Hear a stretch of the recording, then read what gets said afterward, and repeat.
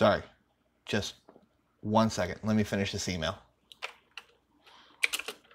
Then the quick brown fox jumped over the lazy dog. And send.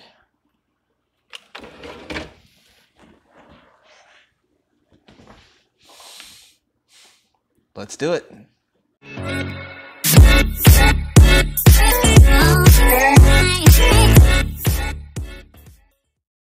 Hey everyone, I'm John Hougardy with Hougardy Homes Realty Group, where we do real estate by the golden rule, and welcome to the channel. Today, we're gonna give you 7 tips to get move-in ready. If there's one thing that we can guarantee you'll walk away from the closing table with, it's a sore wrist and a bad case of brain fog. The sheer number of papers that you're gonna have to sign is mind-boggling, and you're gonna spend so much time sitting in a chair that you're gonna walk away with more than just a sore, well, chair. But there's still work to be done, because this is the fun part of the process. It's moving day. So here's 7 things you should do before closing day to get your house move-in ready. Number 1, transfer the utilities to your new address. Now, I know what some of you are thinking right now. That's kind of a duh, John. But you'd be surprised at how many people forget to do that. It's such an easy thing to overlook. And if you have a good real estate agent like, me, then I'll remind you probably about a week before closing. And by utilities, I mean electric, water, gas, trash, security, and cable and internet. Probably a good idea to find out what day the trash comes too. And if you're transferring other services such as landscaping or pool cleaning, probably a good idea to do that at the same time too.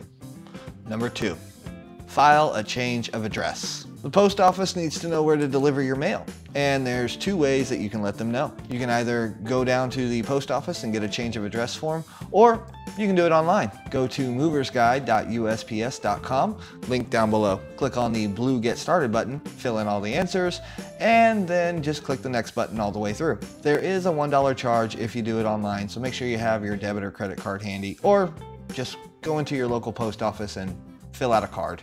Number 3.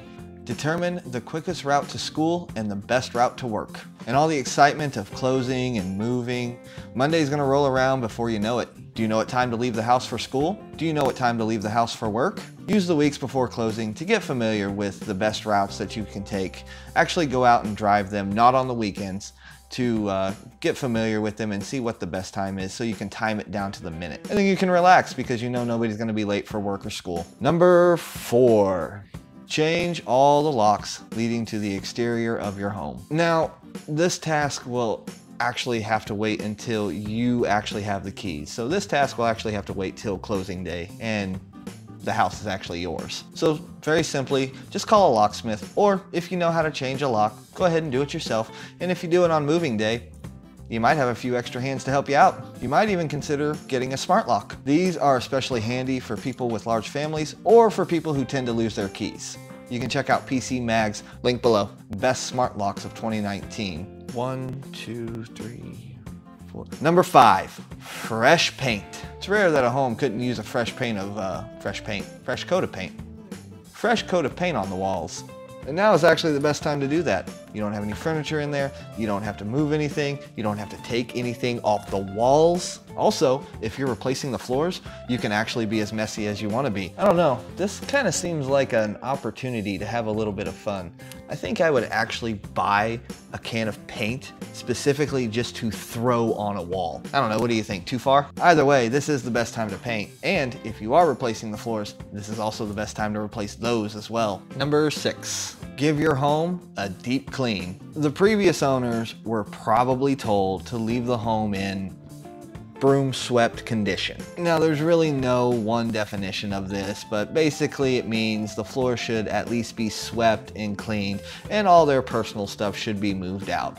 Now, that doesn't always happen, but what you can expect is the house probably wasn't deep cleaned. You'll actually be happy that you took the time to do this or hired somebody to do it for you, so when you move in, you can just relax and enjoy your new digs. All right, number 7, for those of you who have pets. So before you move in, just take a walk around the perimeter. Make sure there's no gaps wide enough in the fence for your pets to get out, if you're gonna have outdoor pets, that is. You probably did this before you even put an offer on the house. Doesn't hurt to do it again right before you move in. And finally, let your microchip company know what your new address is. That way if Fluffy does get out and somebody finds her, you can be notified quickly. Your vet can help you find that contact info for the particular chip that's implanted in your pet. We have a pet tortoise.